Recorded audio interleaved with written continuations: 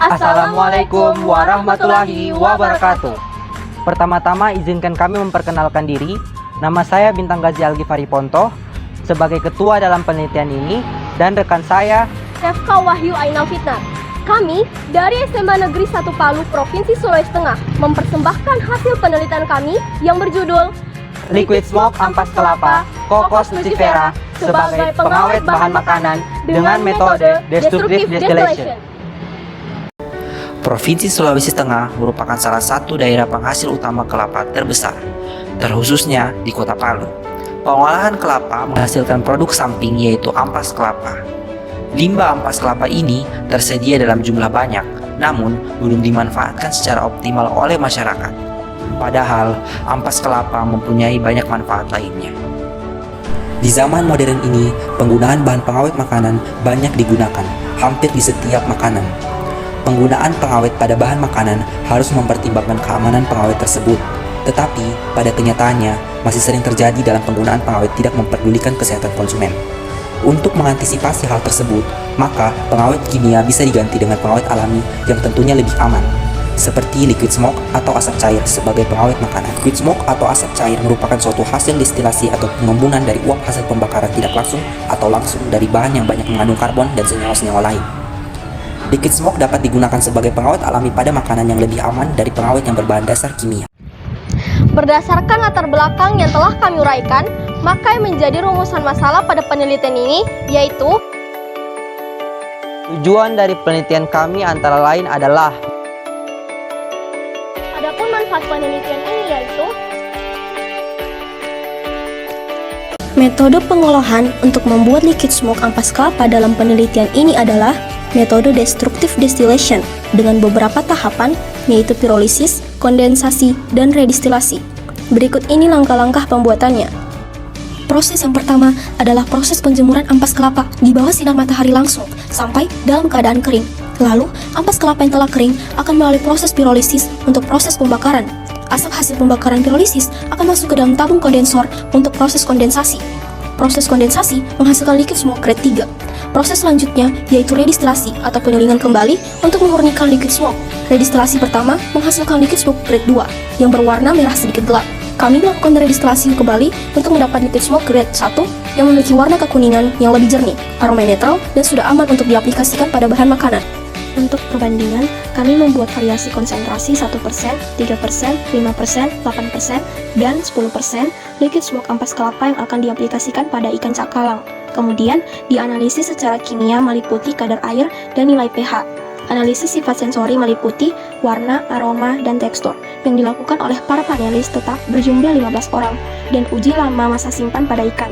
Masing-masing analisis dilakukan pada hari ke-0, 2, 4, 6, dan 7. Uji sifat kimia pada ikan cakalang yang pertama adalah uji kadar air yang mengacu pada SNI nomor 012725/2013. Hasil yang didapatkan adalah sebagai berikut. Penurunan kadar air pada ikan cakalang yang paling lambat terjadi pada konsentrasi 10% dan penurunan kadar air yang paling cepat terjadi pada konsentrasi 1%. Pada konsentrasi 10% di hari ke-0 sampai hari ke-6 memiliki kadar air yang sebanyak 48,88% sampai dengan 58,52%, yang berarti masih memenuhi syarat mutu, namun sudah tidak memenuhi syarat mutu pada hari ke-7. Uji sifat kimia pada ikan cakalang yang kedua adalah uji nilai pH. Hasil yang didapatkan adalah sebagai berikut. Mulai dari hari ke-0 sampai hari ke-7, semua konsentrasi mengalami peningkatan nilai pH. Penurunan nilai pH yang paling lambat terjadi pada konsentrasi 10%, dan penurunan nilai pH yang paling cepat terjadi pada konsentrasi 1%. Penurunan nilai pH terjadi karena konsentrasi dan lama perendaman dengan larutan liquid smoke pada ikan akan membuat nilai pH ikan cakalang semakin turun. Setelah uji kimia, dilakukan juga uji sifat sensoris pada ikan cakalang dengan melibatkan sebanyak 15 orang panelis tetap yang merupakan guru dan murid SMA Negeri 1 Palu. Yang pertama, yaitu uji warna dengan hasil yang didapatkan sebagai berikut. Dari data yang didapatkan, diketahui bahwa parameter warna pada ikan cakalang pada hari ke-0 sampai hari ke-7 mengalami penurunan yang tidak terlalu signifikan. Pada hari ke-0 dan ke-2, konsentrasi 10%, 8%, dan 5% paling disukai oleh panelis. Hal ini disebabkan karena penambahan konsentrasi asap cair yang tinggi terhadap produk akan menghasilkan warna asap yang khas. Uji organoleptik yang kedua adalah aroma dengan hasil sebagai berikut. Semua perlakuan mengalami penurunan nilai atribut mutu.